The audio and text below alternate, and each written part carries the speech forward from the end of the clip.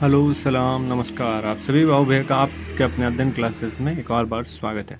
तो जो अभी हम लोग पढ़ रहे हैं, अगर कोई वीडियोस देख रहे हैं तो पता ही चल रहा होगा हम लोग चैप्टर 4 पढ़ रहे हैं। चैप्टर 4 में कहाँ तक कर लिया हम लोगों ने, तो बायोट-सैवर्ट लॉ और उसका एप्लीकेशन कर लिया। और पिछले क्लास में कुछ न्यूमेरिकल भी किया था उसके बेसिस पे। तो अपना कुछ पैटर्न ऐसे ही रहेगा पढ़ने का कि कुछ एक टॉपिक पढ़ लें, उस टॉपिक पे बेस्ड जो न्यूमेरिकल्स हैं एनसीईआरटी में वो सॉल्व कर लें। तो उसी सिलसिले को जारी रखते हुए बिना किसी देरी के शुरुआत करते हैं। जो आज का टॉपिक है अपना एम्पेयर सर्किटल लॉ।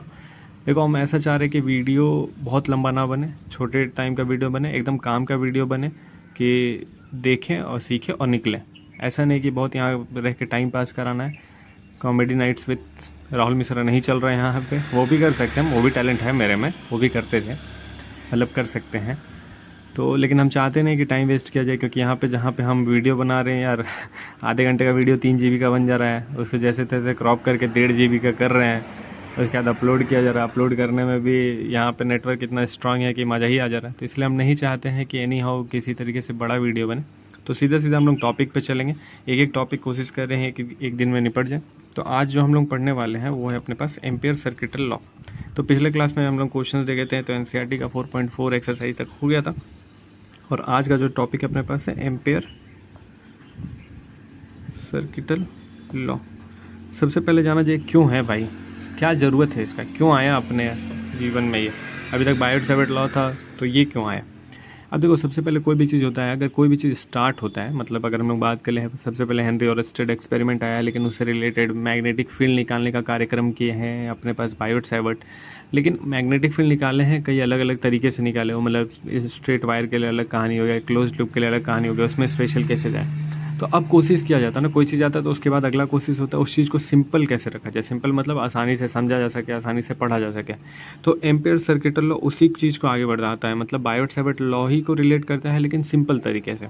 अब ये किस तरीके से सिंपल करता है बायोट-सैवर्ट लॉ को, वो समझा जाए।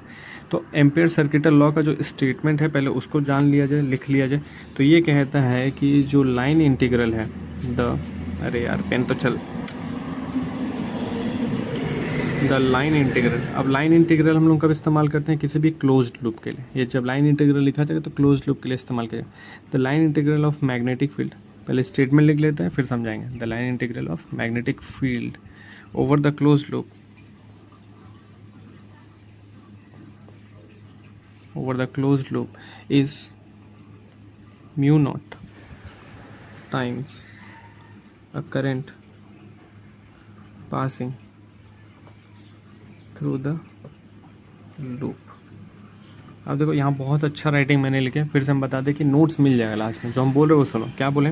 The line integral of magnetic field over the closed loop is mu not times a current passing through the loop. अब इसको समझा जाए पहले, उसके बाद इस डेफिनेशन को हिंदी में किया जाएगा। ये कहता है क्या, एम्पेयर सर्किटल लॉ क्या कहता है। देखो, एम्पेयर सर्किटल लॉ पहले ये जाना जाए, दिया कौन होगा, एम्पेयर, इसीलिए उनके नाम पे। सर्किट कहने का मतलब क्या, कोई भी चीज़ है अगर, जैसे इसको हम लोग बात करेंगे तो ये सर्किट है क्या। इसको सर्किट बनाने के लिए अपने को क्लोज करना पड़ेगा, तो ये अब एक सर्किट बन गया। तो सर्किट बनाने के लिए अपने को कोई भी एक ऐसा चीज़ लेना पड़ेगा जिसको हम लोग बंद कर सकें। तो सबसे पहले जैसे मान लो ये अपने पास एक कंडक्टर हो गया, जिसमें करंट हम कितना मान लें, आई करंट मान लें। अब क्या करना है, अपने को निकालना है एम्पेयर सर्किटल लॉ। अगर मान लो हम लोग पिछले डेरिवेशन के अकॉर्डिंग बात करें, इस पॉइंट पी पे, जिसको हम लोग पॉइंट पी बोलते थे, इस पी पॉइंट पे मैग्नेटिक फील्ड निकालते थे ना हम लोग, जो कितने दूरी पे होता था, फिलहाल हम कह देते हैं ए दूरी पे है। मान लो ये पी पॉइंट इस वायर से ए दूरी पे है, जिस वायर में आई करंट दौड़ रहा है, तो इस पी पॉइंट पे मैग्नेटिक फील्ड निकालना हम लोग सीखे थे।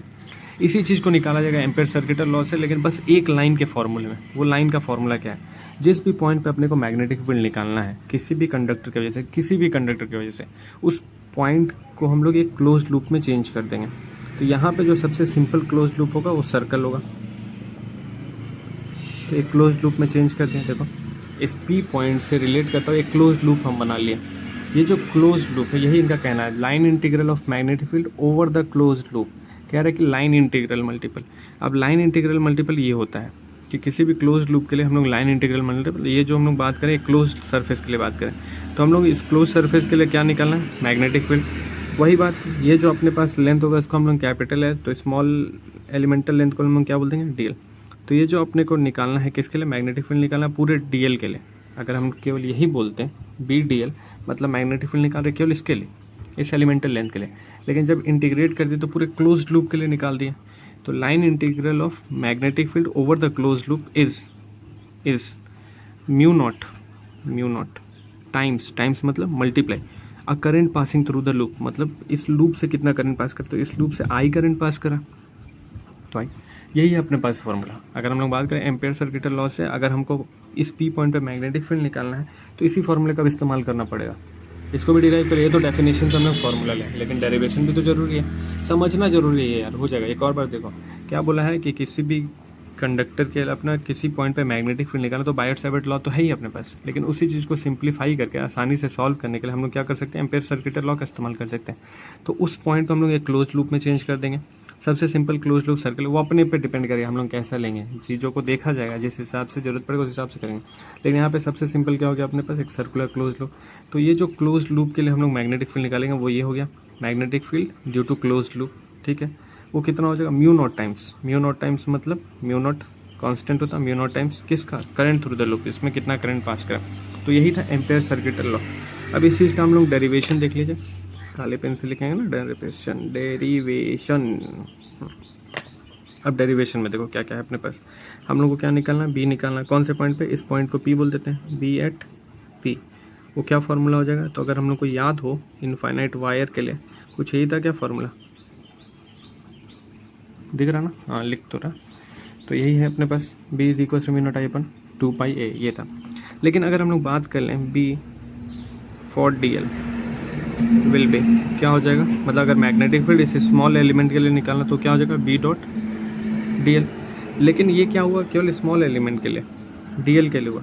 लेकिन अगर पूरे के निकालेंगे, बट यार पेन गिर गया मेरा, बट फॉर ऑल, क्योंकि दोनों एक दूसरे के साथ ही जा रहा, तो फिलहाल इसको हम लिखेंगे B D L cos theta, इतना तो मालूम होगा, डॉट प्रोडक्ट है। थीटा अभी समझाए, थीटा कितना आ जाएगा 0 डिग्री, और कॉस 0 डिग्री का वैल्यू 1, तो कुल मिला के कितना आ गया अपने पास, बी डी एल। बी का फॉर्मूला अपने पास है, इस्तेमाल करें, यही करते क्या यार, यही कर देते हैं, पेज नहीं पलटना पड़ेगा, यहीं कर लेते हैं सर। तो बी का वैल्यू कितना अपने पास, म्यू नॉट आई अपन में 2 पाई ए, और लाइन इंटीग्रल डी एल, जो कांस्टेंट है बाहर निकालें, म्यू नॉट आई अपन में 2 पाई ए, सब तो कांस्टेंट है, बस इंटीग्रेशन करना पड़ेगा अपने को किसका, डीएल का। डीएल कहने का मतलब इस पूरा ये सर्कुलर लूप, तो सरकमफेरेंस क्या आ जाएगा, 2 पाई ए पूरा कैंसिल, तो कुल मिला के कितना आ गया, म्यू नॉट आई। अब देखो क्या सॉल्व किया हम लोग, integration of B D L कहाँ पहुँच गया, म्यू नॉट आई। यही कहना था एम्पेयर सर्किटल लॉ का, कि किसी भी क्लोज लूप के लिए अगर हम लोग मैग्नेटिक फील्ड निकालेंगे किसी भी पॉइंट पे, वो क्या हो जाएगा, mu not times of the current passing through the wire. यही प्रूफ था एम्पेयर सर्किटल लॉ का, आसान है, कोई बहुत हार्ड नहीं है और इम्पॉर्टेंट भी है। तो ये हो गया अपने पास एम्पेयर सर्किटल लॉ का प्रूफ, और कितने देर में हम लोग जान गए इसको, 1 मिनट भी नहीं लगा अपने को समझने में। ठीक है, उम्मीद करते हैं कि आया होगा। अब इसके बाद हम लोग क्या कर लें, एम्पेयर सर्किटल लॉ पे बेस्ड एक क्वेश्चन कर लें और कुछ इंपॉर्टेंट पॉइंट्स इसमें जान लें। तो सबसे पहला इंपॉर्टेंट पॉइंट इसमें जान लें, ये थोड़ा अरेंज करना पड़ता ना यार, कि कहाँ कैसे लिखना पड़ेगा, हम दोनों रेड लाइन को ऐसे अरेंज करना पड़ेगा। ठीक है, दिख रहा होगा उम्मीद करते हैं। चलो एक बार टैप करते कैमरा पे। तो सबसे पहला इंपॉर्टेंट पॉइंट इसमें क्या देखने को मिलेगा एम्पेयर सर्किटल लॉ में, कि जब जैसे हम लोग ये बनाए थे, ये थे अपने पास वायर जिसमें कितना करंट है, आई करंट है, ये अपने पास सर्कुलर लूप था जिस पी पॉइंट बोले थे इस ए दूरी पे। तो पहला पॉइंट यही कहता है कि जो फील्ड होगा सर्कल पे, ये जो फील्ड होगा, हम लोग मैग्नेटिक फील्ड निकालेंगे इस सर्कल पे, किसी भी पॉइंट पे निकालेंगे, किसी भी पॉइंट को अगर हम लोग अज्यूम करेंगे तो जो सबका दूरी होगा मेरे हिसाब से ए ही होगा। किसी भी पॉइंट का दूरी हम लोग लेंगे तो ए ही लेंगे। ए कहने का मतलब क्या हो गया, इस सर्कल के लिए रेडियस। तो किसी भी पॉइंट पर अगर हम लोग मैग्नेटिक फील्ड निकालेंगे सर्कुलर लूप के लिए, वो हमेशा क्या होगा, इक्वल होगा। मतलब इसको हम लोग बोल देते हैं सिलेंड्रिकल सिमेट्री। ये जो प्रॉपर्टी हम बताए हैं इसको हम लोग बोलते हैं सिलेंड्रिकल सिमेट्री। ठीक है, ये ऐसे आता नहीं है, बहुत इंपॉर्टेंट, मतलब एग्जाम पॉइंट ऑफ व्यू से, सीखने के पॉइंट ऑफ व्यू से इंपॉर्टेंट है। तो क्या बात हम बोले कि किसी, ये तो बेसिक कॉमन सेंस भी है कि अगर हम लोग किसी भी पॉइंट पे निकालेंगे वो यही दूरी पर रहेगा तो उसका मैग्नेटिक फील्ड सेम होना है। दूसरा क्या हम लोग बात कर लेंगे कि जो फील्ड का डायरेक्शन है, मैग्नेटिक फील्ड का डायरेक्शन, जैसे मान लो यहाँ पे हम एलिमेंटल लेंथ डीएल लिए थे, मैग्नेटिक फील्ड का डायरेक्शन भी उधर था, डीएल का डायरेक्शन भी उधर था। सेम अगर यहाँ पे आ जाएंगे तो टेंजेंशियल हो जाएगा मैग्नेटिक फील्ड का डायरेक्शन, डीएल भी उसी डायरेक्शन में। तो जो फील्ड और एलिमेंटल लेंथ है अपने पास डीएल, बी और डीएल, ये हमेशा एक दूसरे से कैसा रहेगा, सर्कल के लिए अगर हम लोग बात करें तो यह दोनों हमेशा टेंजेंशियली ही रहेगा, कभी वेरी नहीं करेगा। तीसरा पॉइंट अगर बात करें तो तीसरा पॉइंट ये वैल्यू पे डिपेंड करेगा कि हम कहीं पर भी निकालेंगे तो हर बार अपने को आंसर क्या देखने को, सेम देखने को मिलेगा। और एक इसके लिए बात करें हम लोग इनफाइनाइट वायर के लिए बात करें तो जब कभी भी इनफाइनाइट वायर के लिए हम लोग किसी पी पॉइंट पे मैग्नेटिक फील्ड निकालें तो कुछ ना कुछ वैल्यू आ रहा। ऐसा नहीं है कि अगर इनफाइनाइट वायर है तो मैग्नेटिक फील्ड भी इनफाइनाइट आ रहा, ये तो हुआ नहीं अभी तक। तो अगर हम लोग इनफाइनाइट वायर ऑफ लेंथ ले रहे हैं तो जो मैग्नेटिक फील्ड निकाल रहे हैं किसी भी पॉइंट पे वो फाइनाइट वैल्यू आ रहा। तो यहाँ से एक और चीज़ पता चल गया कि जो डिपेंडेंसी होगा करंट पे होगा और डिस्टेंस पे होगा, वो भी कैसा, यहाँ पे डायरेक्टली डिपेंडेंसी होगा, यहाँ पे इन्वर्सली डिपेंडेंसी होगा डिस्टेंस पे, और स्क्वायर ऑफ द डिस्टेंस पे डिपेंड करेगा। तो यहाँ से ये भी कंक्लूड कर लिया। जैसे देखो ये चीज़ क्यों किया जा रहा है, ये वेरीफाई करने के लिए किया जा रहा है कि हाँ भाई जो भी एम्पियर सर्किटल लॉ है वो बायट-सावर्त लॉ के जैसा ही है, मतलब उसी का रिजल्ट ये देगा अपने को, इसीलिए इन सब चीज़ों को वेरीफाई किया जा रहा है। और चौथा पॉइंट ये है कि डायरेक्शन यहाँ पे भी हम कैसे दे सकते हैं, थंब रूल से। कौन सा थंब इस्तेमाल करना अपने को, राइट हैंड थंब रूल। तो ये 3-4 पॉइंट भी हम लोग वेरीफाई कर देते हैं एम्पियर सर्किटल लॉ के लिए। ये 3-4 पॉइंट को भी याद रखना। एक और बार जल्दी से रिवाइज करा देते हैं। सबसे पहला क्या है, सिलेंड्रिकल सिमेट्री। सिलेंड्रिकल सिमेट्री कहने का मतलब क्या है, कोई भी सर्कुलर लूप हम लोगों ने लिया है, उस सर्कुलर लूप पे किसी भी पॉइंट पर अगर हम लोग निकालेंगे मैग्नेटिक फील्ड तो हमेशा सेम आएगा। दूसरा क्या है अपने पास कि जो मैग्नेटिक फील्ड है और जो एलिमेंटल लेंथ है वो हमेशा कैसा रहेगा, टेंजेंशियली रहेगा सर्कल पे, जो भी हम लोग लूप ले रहे हैं उस पर टेंजेंशियली रहेगा। तीसरा पॉइंट क्या है कि जो करंट है वो डायरेक्टली डिपेंड करेगा मैग्नेटिक फील्ड पे, और जो डिस्टेंस है वो इन्वर्सली डिपेंड करेगा, लेकिन कैसा, स्क्वायर, डिस्टेंस का कैसा, स्क्वायर, इन्वर्सली डिपेंड करेगा। चौथा पॉइंट क्या है कि डायरेक्शन कैसे देंगे हम लोग, राइट हैंड थंब रूल से इस्तेमाल करके देंगे। तो ये कुछ 3-4 इंपॉर्टेंट पॉइंट है एम्पियर सर्किटल लॉ का। ऐसा ही एक अच्छा क्वेश्चन है न्यूमेरिकल, एक अच्छा न्यूमेरिकल है एनसीईआरटी में, तो मेरे बुक के अकॉर्डिंग तो वो 4.8 है, बाकी तुम लोगों के बुक में होगा कि नहीं होगा पता नहीं हमको, लेकिन अच्छा है इसीलिए हम सोच रहे हैं कि बता दें, देख लें, समझ लें। तो पहला क्वेश्चन यही है, पहला क्वेश्चन मतलब एम्पियर सर्किटल लॉ पे बेस्ड है 4.8 वाला। पता नहीं दिख रहा होगा कि नहीं दिख रहा होगा, लेकिन हम पढ़ के बता देते हैं। क्या रहा कि फिगर 4.15 फिगर बना हुआ, अभी हम लोग फिगर भी बना लेंगे। shows a long straight wire of a circular cross section carrying steady current I। पहले जितना पढ़े हैं उसके लिए फिगर बना लेते हैं, तभी थोड़ा थोड़ा समझ आएगा। तो ये कह रहा है, पेन कहाँ गया यार मेरा, पेन उठा ले क्या भाई, तुम परमिशन दे तो। अरे तुम लोगों का परमिशन का क्या ज़रूरत है, हम अपना ही मालिक हैं, तुम लोगों का क्या ज़रूरत है भाई परमिशन का। अरे कहाँ गया पेन, हाँ चलो थोड़ा सीधा कर लें कॉपियों पे। तो फिगर कुछ इस प्रकार है, ये है अपने पास वायर, ठीक है। अब क्या कह रहा है कि shows a long straight wire of a circular cross section radius A, मतलब इसी में एक सर्कुलर क्रॉस सेक्शन ले लिया है जिसका रेडियस क्या लिया है, ए। तो यहाँ पे जो करंट है, इसमें जो करंट है वो बोला है आई है, स्टेडी करंट आई। इसका जो सर्कुलर रेडियस लिया है वो रेडियस लिया है ए। अब बोल रहा है कि the current I is uniformly distributed over the cross section, यहाँ तक हम पढ़ लिए, ठीक है। Calculate the magnetic field in the region, क्या निकालना अपने को, मैग्नेटिक फील्ड कहाँ पे निकालना, R less than A, R greater than A. मतलब दो जगह अपने को मैग्नेटिक फील्ड निकालना है। एक तो आर लेस देन ए, मतलब जो रेडियस होगा ए से छोटा, तो मतलब कहीं ना कहीं अंदर के बारे में बात करा, और एक होगा ए से बड़ा, कहीं ना कहीं बाहर के बारे में बात करा। तो हम ये क्यों बना रहे हैं, अभी समझ आ जाएगा हम क्यों बना रहे हैं। जैसे देखो बोला है कि आर लेस देन ए, तो आर लेस देन ए कहने का मतलब ये हो गया कि हमको किसी इस पॉइंट पे निकालना है, हम ऐसा मान लेते हैं इस पॉइंट पे निकालना है, इस पॉइंट को हम बोल देते हैं ए। और मान लो दूसरा बोला है ग्रेटर देन ए, तो इस पॉइंट पे निकालना है, इस पॉइंट को हम बोल देते हैं बी। तो जो भी पॉइंट हम लोग सपोज़ किए हैं, पहला पॉइंट है अपने पास आर लेस देन ए, मतलब जो रेडियस ए से छोटा है, तो जो भी हम लोग लिए हैं वहाँ पे एक सर्कुलर लूप बना लेंगे। क्यों बना लेंगे, क्योंकि एम्पियर सर्किटल लॉ यही कहता है कि अगर किसी पॉइंट पे मैग्नेटिक फील्ड निकालना है तो क्लोज लूप अपने को बनाना पड़ेगा। तो क्लोज लूप बना लिए, और देखो फॉर्मूला हम लोग साइड में लिख लें, line integral B D L mu not I, यही होता है। अब इस चीज़ समझ लिया जाए, हम लोग को मैग्नेटिक फील्ड निकालना है, किसके लिए, डी एल, मतलब जो भी हम लोग लूप लेंगे उसका डी एल हो जाएगा। म्यू नॉट आई क्या है, आई उसके अंदर कितना करंट है, तो फिलहाल यहाँ पे जो वायर में करंट है वो कितना अपने पास आई करंट है। दो जगह अपने को निकालना है, पहला ये हो गया ए पॉइंट पे, दूसरा हो गया बी पॉइंट पे, मतलब आर ग्रेटर देन ए पे।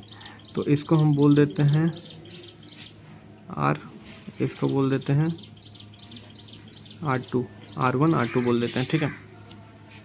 तो ए वाला जो है उसके लिए अपने पास रेडियस R1 हो जाएगा, जो बी वाला है उसके लिए अपने पास रेडियस R2 हो जाएगा।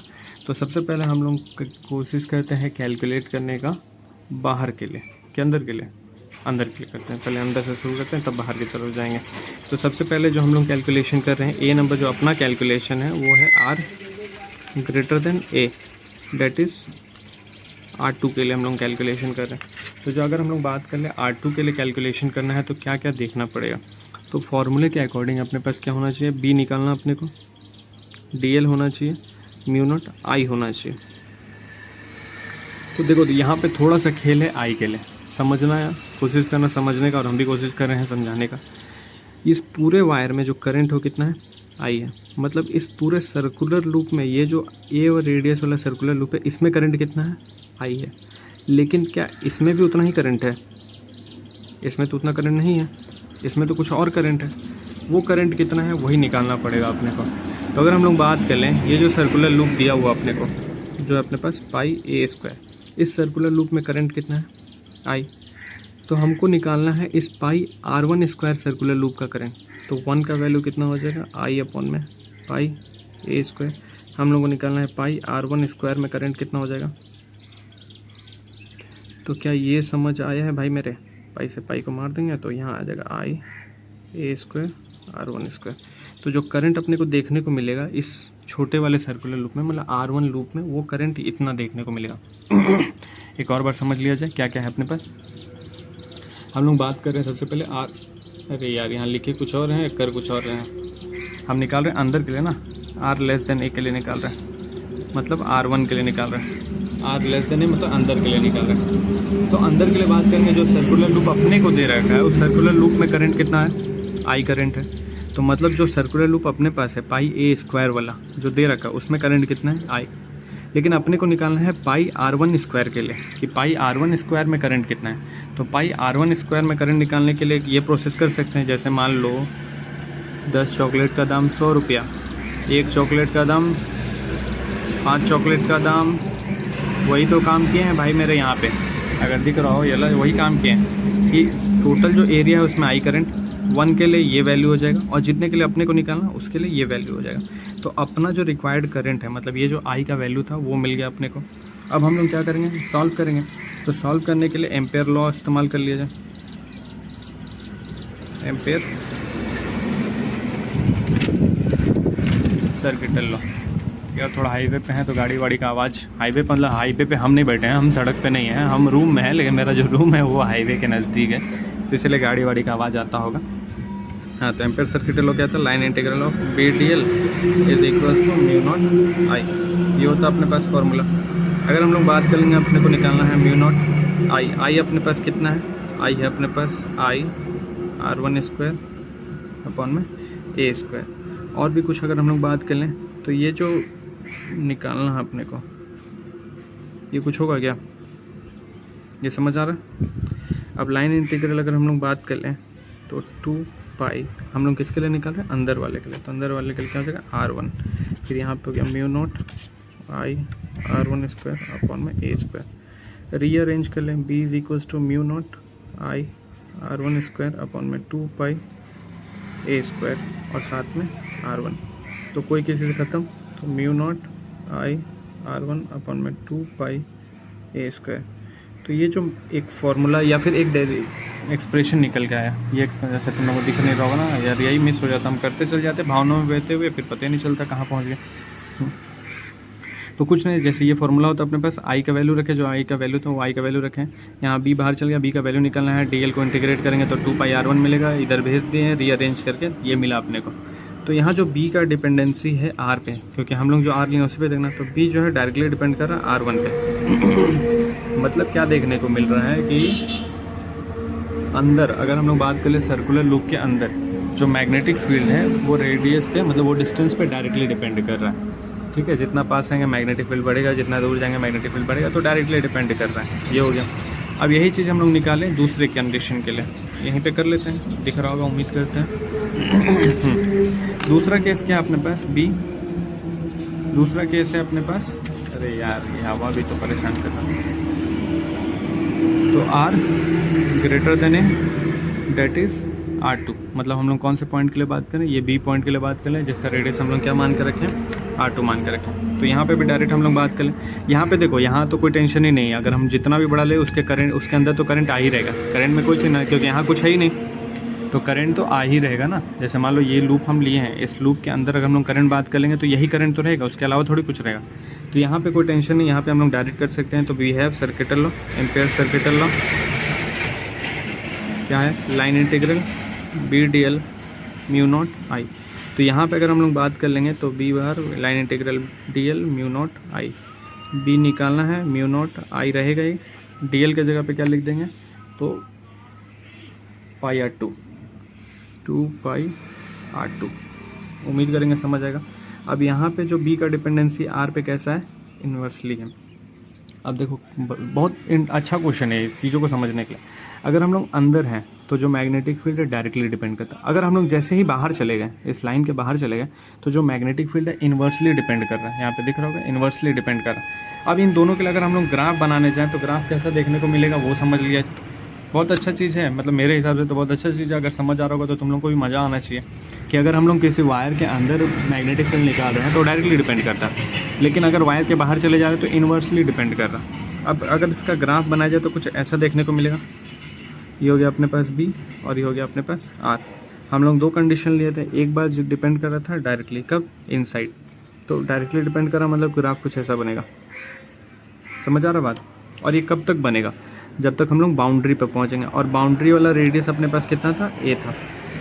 मतलब क्या, अगर हम लोग का लूप, जो सर्कुलर लूप हम लोग अज्यूम करें वो A से छोटा है, तो वहाँ पे मैग्नेटिक फील्ड डायरेक्टली डिपेंड कर रहा है। लेकिन जैसे हम लोग बाउंड्री पे पहुँचे, मैक्सिमम मैग्नेटिक फील्ड मिला, उसके बाद इन्वर्सली डिपेंड करेगा। इन्वर्सली मतलब फिर घटने लगेगा उसका वैल्यू, तो ये कुछ डिक्रीज़ करने लगा। तो ये जो था अपने को डायरेक्टली डिपेंडेंसी वाला मतलब R1 वाला पार्टी, ये जो था इन्वर्सली डिपेंड वाला मतलब R2 वाला पार्टी। तो ये कुछ अपने पास ग्राफ बनेगा जो बहुत इंटरेस्टिंग ग्राफ है मेरे हिसाब से। बहुत मज़ेदार क्वेश्चन था कि अगर हम लोग इनसाइड हैं तो डायरेक्टली डिपेंड करा, बाहर चले जा रहे तो इन्वर्सली डिपेंड करा। और ये जो चीज़ हम लोग सॉल्व किए हैं, देखो कितने सिंपल तरीके से सॉल्व किया, एम्पेयर सर्किटल लॉ का इस्तेमाल करके। तो एम्पेयर सर्किटल लॉ जब कभी इस्तेमाल किया तो ये कोई भी चीज़ दे रखा अपने को, किसी पॉइंट पे निकालना, तो वहाँ पे एक सर्कुलर लूप ड्रॉ कर लेंगे, उसके हिसाब से वैल्यू पुट करेंगे, सॉल्व कर लेंगे। तो उम्मीद करते हैं कि समझ आया होगा। ये वाला लेक्चर या फिर ये वाला क्लास बहुत छोटा है, बहुत बड़ा है नहीं। 15 मिनट में हम लोगों ने एम्पेयर सर्किटल लॉ भी देख लिया, उसके बेसिस पे एक न्यूमेरिकल भी देख लिया। उम्मीद करते हैं कि समझ आएगा। जो भी वीडियो को देख रहा होगा, पहले तो हमको पूरा उम्मीद है कोई वीडियो देख ही नहीं रहा होगा, और थोड़ा हम तेज़ी से बोलते हैं तो हमको नहीं लगता तुम लोगों को 1.25 या 1.5 में देखने की ज़रूरत है। वैसे ये तो अपना खुद का चॉइस होगा किस में देखना है, लेकिन हम तेज़ी से बोलते हैं तो ज़रूरत ही नहीं पड़ेगा, वैसे खुद ही कर सकते हैं, ठीक है। तो बस, और क्या ज़्यादा क्या टाइम वेस्ट करें तुम लोग का। Thank you.